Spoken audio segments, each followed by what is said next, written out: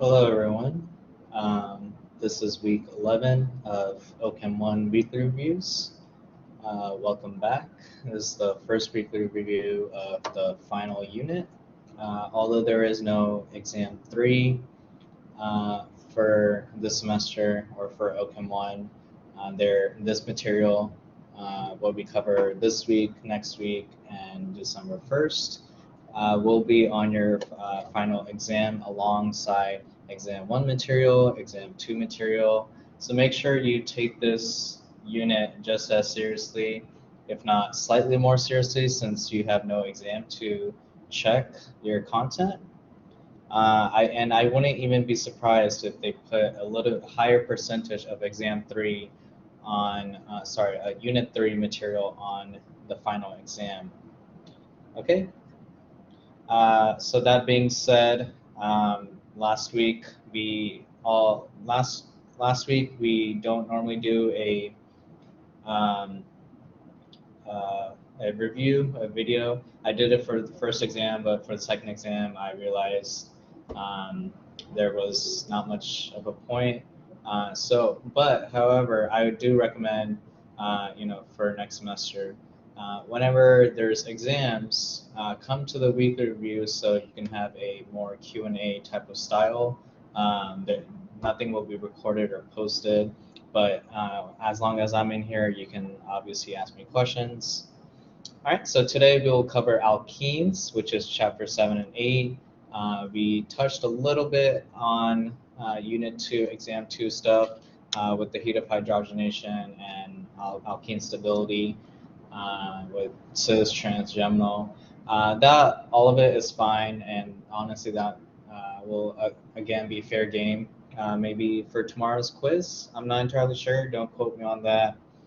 However, the new material, and let me just preface by saying that the rest of OChem in general, OChem 1 and OChem 2, you'll have a lot of reactions. Okay, we started with mechanisms in Unit 2.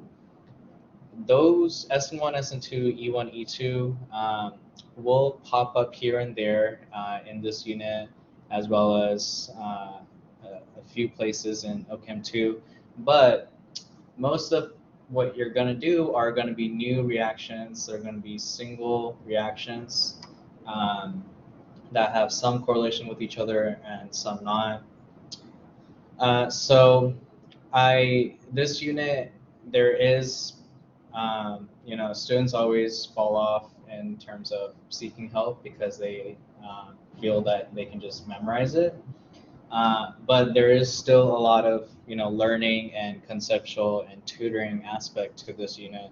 So please don't neglect your whatever you've been doing, or if you haven't been doing that, please try to make sure your final exam is really strong because you can, if it's higher than one of your unit exams, you can replace it with your lowest unit exam. Okay, so you still have a good chance to do well in this class. Please don't, be afraid to or hesitate to reach out to us at the Peer Tutoring Center, POTL, SI, your professor, your TA, whatever resource you need. Please reach out to them. Okay, um, and then yeah, so a couple of dates to remember is this week is we're going over alkenes. Next week we will go over alkynes, which is triple bonds, which is November 17th. And then December 1st is the first Wednesday after we get back from Thanksgiving break, um, uh, which also we're not meeting, of course, that week, and there won't be a video posted that week either. But December 1st, we'll have our final unofficial weekly review. There might be a slight chance I could do another one right before, like on the 7th or 6th. I'm not sure yet. And then, yeah, speaking of last final day of tutoring, it's going to be December 7th. It's going to be on a Tuesday. Okay, so if you have any questions and you really utilize peer tutoring, please come before then. Um, And then your final exam, according to Dr. Panapatia's syllabus, if I'm looking at the right one, and the updated one is going to be on December 12th, okay, which is a Friday, and it looks like it's from 8 to 10:45 p.m. Remember, on final exams, you get 2 hours and 45 minutes. Final exams are also going to be longer because it has to cover, it's cumulative. It's going to be the entire semester. And I believe it's going to be out of 300 points, so which is almost a third of your exam or grade.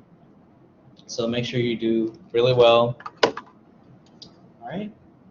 So let's get into it. Okay. So alkenes has some conceptual part to it, like I mentioned.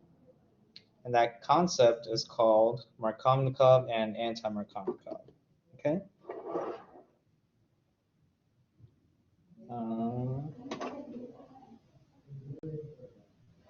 Okay. For some reason, the AC in the library just stopped working, so it's abnormally silent. And I hear people in adjacent rooms. So if you hear anything in the background, I apologize for that. So I'm going to close that out, use my draw feature, use that. I'm going to zoom in. Okay. So, like I mentioned, it's called Markovnikov. Okay? And this stands for more substituted. Okay? And then opposite to Markovnikov is something known as anti-Markovnikov. I know that's very unique.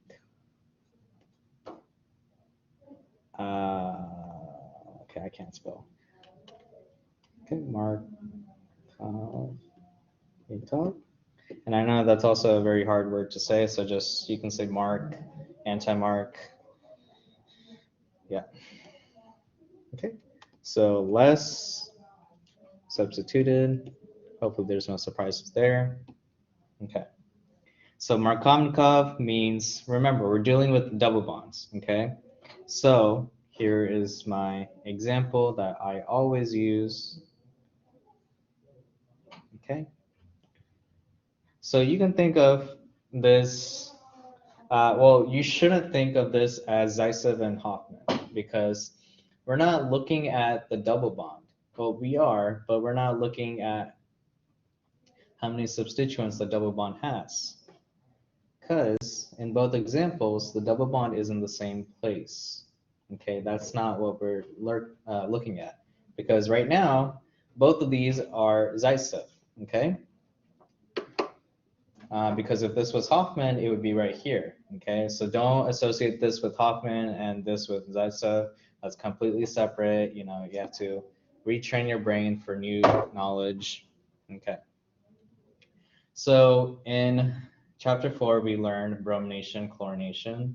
We learned something called, Br2, HB, where we added a bromine or a halogen to anywhere there's a hydrogen, okay?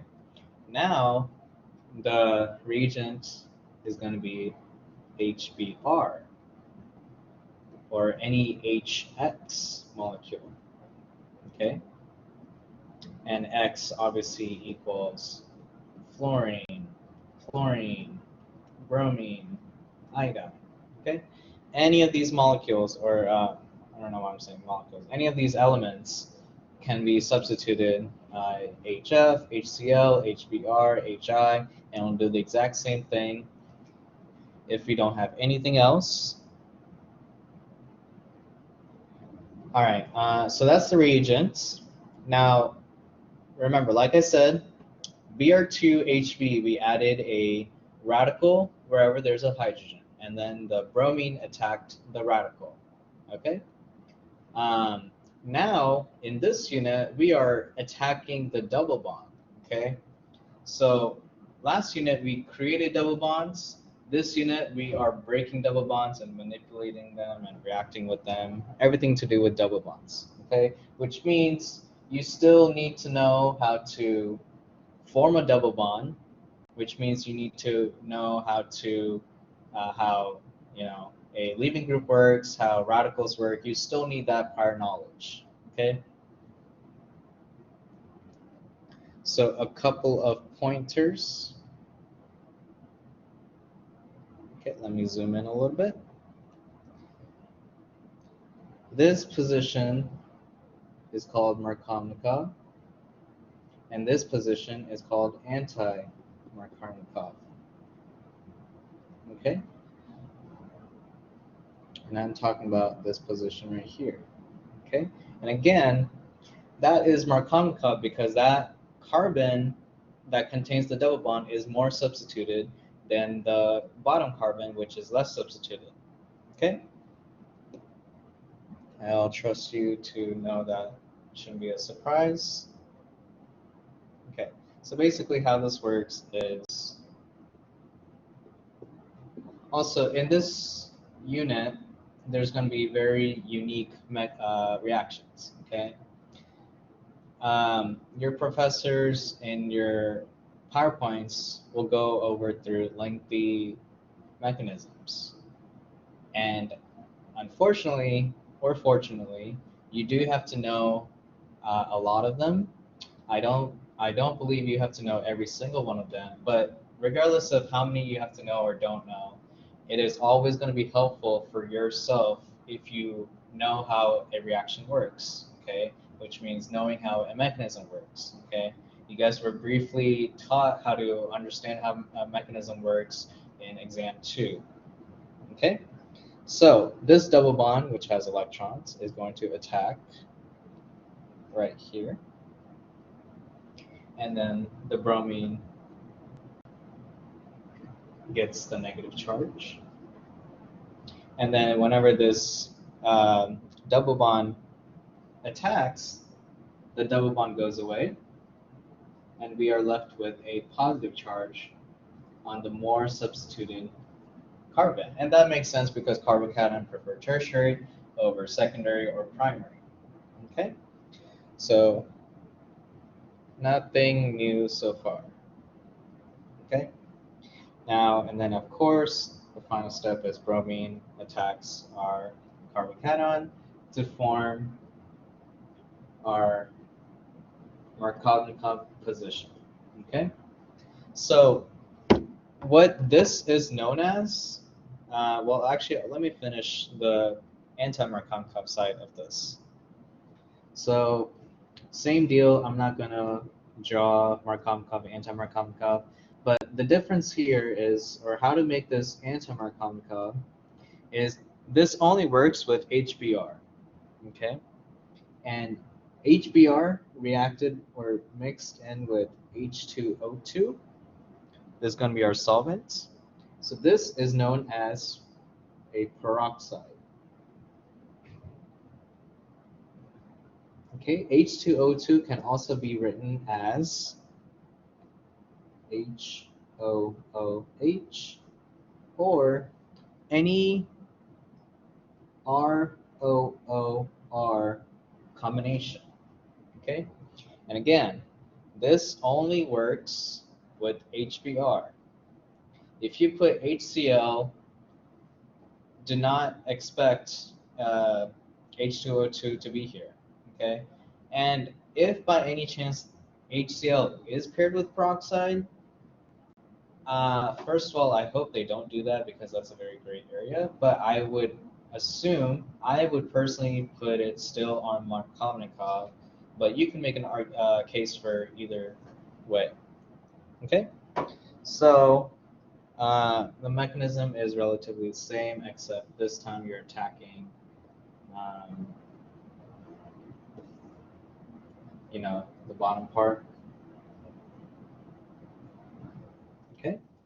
And obviously, I'm not going in depth with the mechanism. All of that should be located in your PowerPoint. So those will explain it much better than I ever can. So please look at that. And then, of course, you just put it at the less substituted double bond carbon. Okay, so a couple things. First, you have to notice um, what reagent this is on. Do not think of nucleophiles or bases. If that helps, obviously you can, but don't get rid of that type of method of attacking a problem, and learn a different one. Okay, so just call this the reagent. Okay, this reagent is HBr. Okay, the solvent is nothing. Okay, that means we have to do Markovnikov. Okay, there are certain reagents that have Markovnikov and certain reagents that do anti-Markovnikov. And there are certain reagents that go both positions. Okay? And then second thing is, or second, third, whatever, you have to look if there's peroxide or any other solvents, or if there's a part 2 or part 3. All of that will add on top of this. Another thing is the double bond might not even be here. You might have bromination first, and then elimination, and then HBr, and then maybe something else. Now that maybe this is a leaving group now, this could technically do SN2 or E2. We could repeat this process over and over again. Okay? So the concept of putting it at a specific location, this is called regio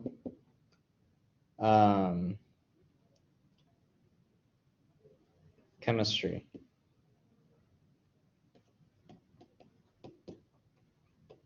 At least I believe that's what it's called. Let me double check.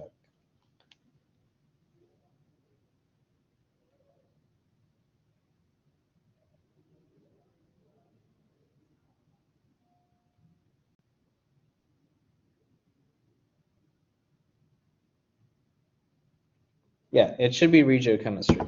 Sorry, I was doubting myself because it's similar to stereochemistry, but I wasn't sure if the word chemistry was involved in stereo for some reason. Just because I say it so often, I don't really think about the parts.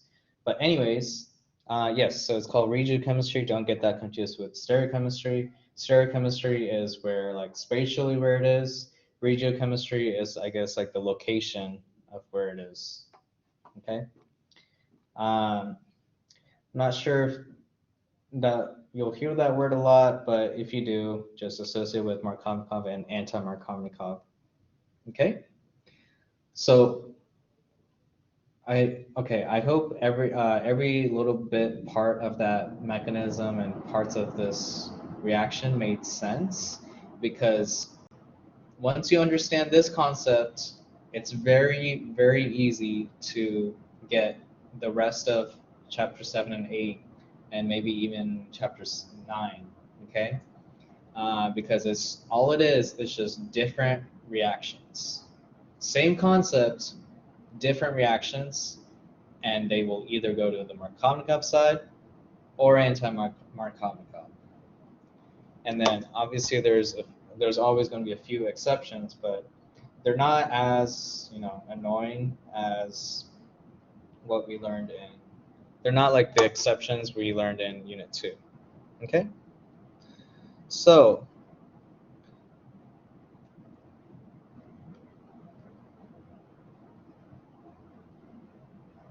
okay, so I'm just going to run through these reactions. And some of these do have names, so please, take a look at the names. Sorry, I'm trying to find specific notes for this. Okay. So there's not going to be a particular order for this. Sometimes I like to group them, sometimes I don't. For now, I'm going to draw it how I see it in my notes, and then we can go from there. Okay. So first things first, it's called hydrogenation.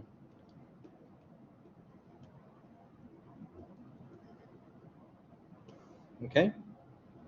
So let's say you have that. Your reagent is going to be hydride, which is H2, and then underneath you can have either PT, PD, or nickel. Okay, so this is called a reducing agent, which we'll also learn about in this unit. Basically, you replace those that double bond, and it just goes back into a single bond. Okay. So I'm not sure if you have to know this, but there's something.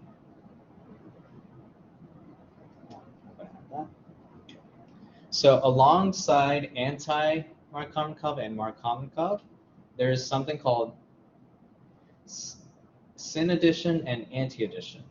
Syn just means cis, and anti means trans. Okay. Now that anti-addition means trans, not anti-Markovnikov. So two different things. So syn addition. Okay. So this just means cis. That means whatever you're adding has to be cis. Okay. Let's see if I can zoom in a little bit. Okay. Second one is called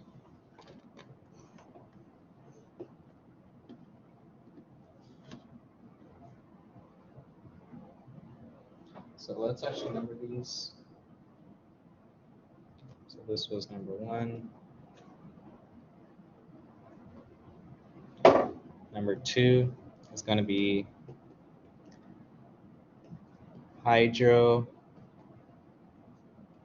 halogenation. Okay. So this is when you have that. And of course you have this hydrogen here. And let's say you have HX. Again, X is always any halogen paired with CCl4. Okay, the carbon with 4 chlorines. Or you have HBr and you have peroxide.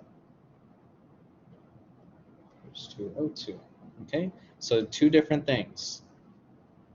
So the first one will create this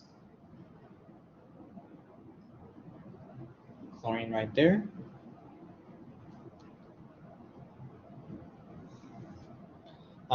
So let me kind of explain what happened because obviously there's going to be a little bit of shifts. So let me, oh, that's fine. So we're going to label this green and we'll label this blue. Okay, so the blue one is still here, but the green one is what shifted. Basically, there was a hydride shift. Okay, so X obviously equals any halogen, so chlorine, bromine, iodine, and then we have, and then this does shift. Okay, so this attacks on Markovnikov right here for this CCl4. So this is going to be considered Markovnikov. So however you want to label it, go ahead or color code it. Okay, so that's Markovnikov. And then this one we'll add in the anti-Markovnikov, as we already know.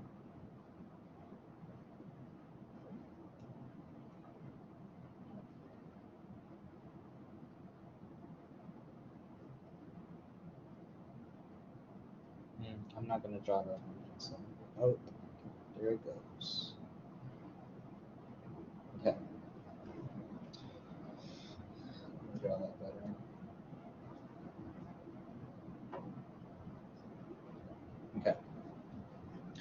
Again, H2O2 is a proxy acid, so this is going to be anti-Markovnikov. So I'm just going to put anti-M. Okay. Number 3 is called halogenation. Okay, so again, halogenation means we're adding halogens to our structure. So same deal, except this time we have X subscript 2 and then CCl4. Okay, whenever we have this, again, X is what anything, we will have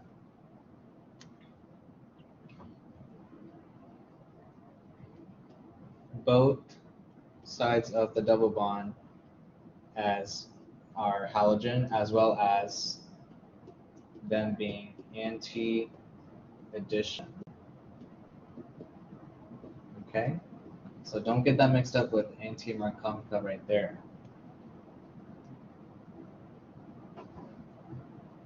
Okay, so next up is number 4. This is halogen.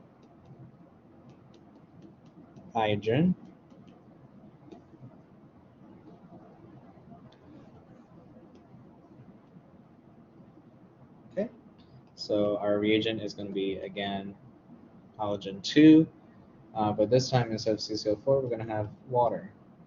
Okay, so anytime water is involved, think about alcohols. Okay,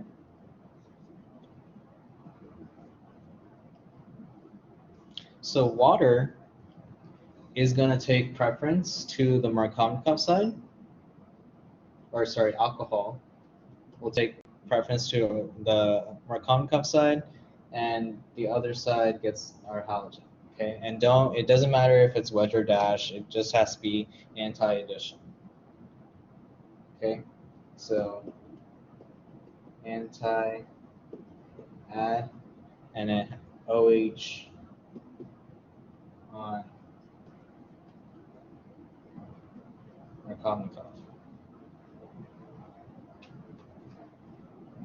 Okay,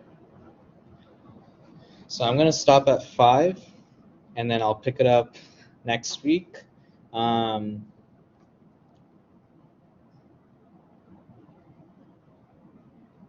So this is called acid catalyzed hydration.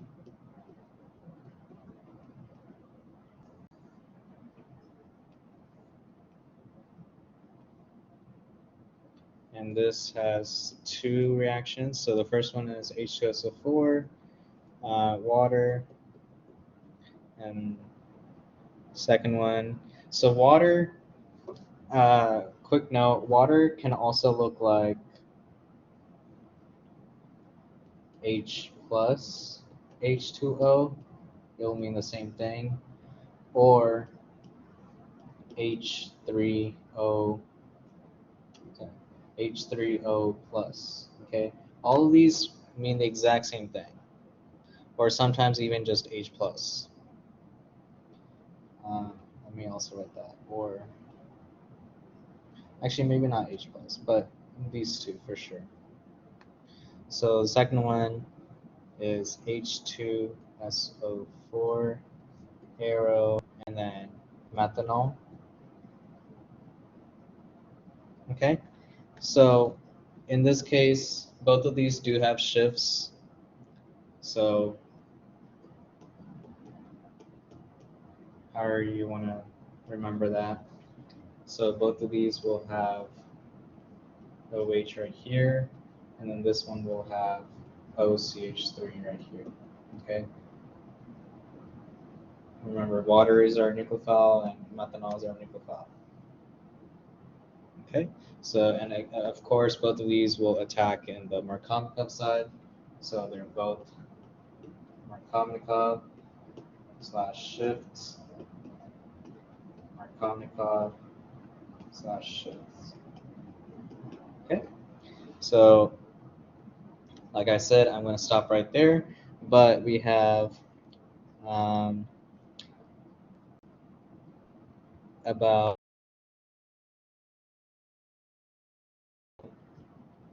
and then we have at least like 7 to 10 more double bond reactions, and then for alkyne we have a lot. Alkyne, in my opinion, is slightly more trickier, but it is similar deal. I don't think there you have to worry about Markovnikov and anti-Markovnikov too much. So let me see if I can zoom out real quick. Okay. Oh.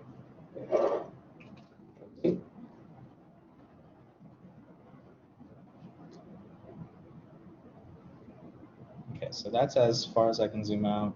But anyways, so let me just go all the way back. So here's the the conceptual part of Markovnikov, anti-Markovnikov, and then here's the hydrogenation. We talked about syn addition being cis, and obviously anti-addition means trans. I'll just write that above here. Anti-addition is trans. Okay. Hydrohalogenation is when we're dealing with, the hydrogen shifting for CCl4, and then I guess this is just to compare. Halogenation is adding halogens, and whenever it's paired with CCl4 or even by itself, it will do 2 additions. But if it's paired with water, alcohol will take the Markovnikov side, and halogen will go on the least substituted side, anti-Markovnikov. And both of these has to be an anti-addition, both of these has to be anti-addition, and then, yeah, I guess this is cis in addition, but it doesn't really matter. And then halohydrin, we already talked about it. Acid catalyzed hydration, where they both shift, so treat them as like SN1s. Where we have a nucleophile, which is water and methanol, and it breaks the double bond, but before the carbocation gets attacked, it shifts to the optimal position, and then the nucleophile attacks. So they're both Markovnikov, and they shift. Okay, so there's a lot of movement for stuff that is shifting. Okay, and shift basically just means rearrangement. Okay. All right. Well, that's it. That's all we have for today. I'll see you guys next week. Next week, we're just going to jump right into it. We're going to do lots of reactions. I know that's right before your break. You might have exams. That's okay. Whenever you get to this video, maybe sometime during break, make sure, not this video, but the next video, make sure you really pay attention and take notes on it. All right. I'll see you guys next week.